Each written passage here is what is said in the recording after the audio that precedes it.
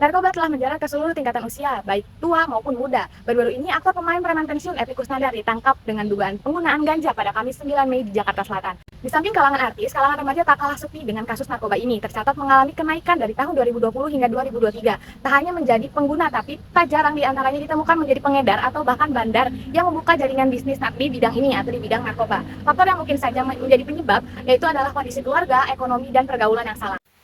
Narkoba adalah zat atau obat baik yang bersifat alamiah, sintetis, maupun semi-sintetis yang dapat menimbulkan efek penurunan kesadaran, halusinasi, serta daya rasa.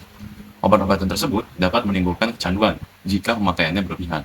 Pemanfaatan dari zat-zat itu adalah sebagai obat penghilang rasa nyeri serta memberikan ketenangan.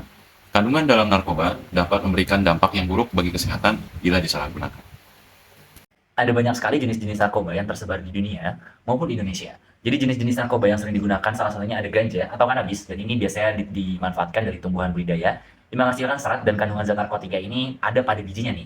Dan narkotika ini dapat membuat si pemakai itu merasakan rasa senang dan euforia tanpa sebab. Jadi cara penggunaan ganja sendiri itu dihirup seperti rokok.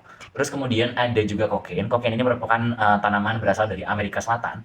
Dan biasanya tanaman ini dimanfaatkan untuk mendapatkan efek stimulan dan metabolisme sel menjadi sangat cepat. Dan cara penggunaan juga sama seperti ganja, yaitu dihirup seperti rokok.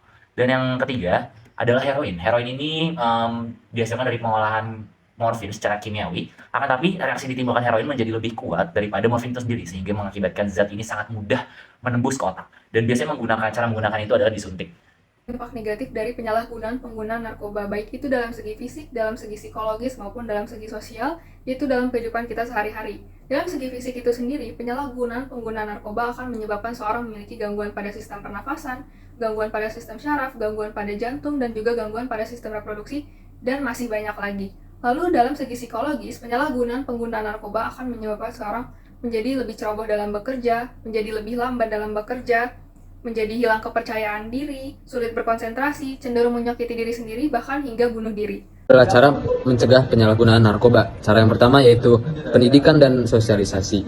Mengedukasi masyarakat, terutama anak-anak dan remaja, tentang bahaya narkoba melalui sekolah, media, dan komunitas. Cara yang kedua yaitu pengawasan orang tua.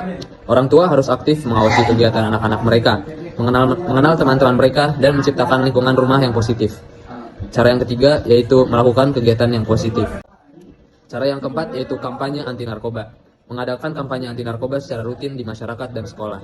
Cara yang kelima yaitu dukungan psikologis.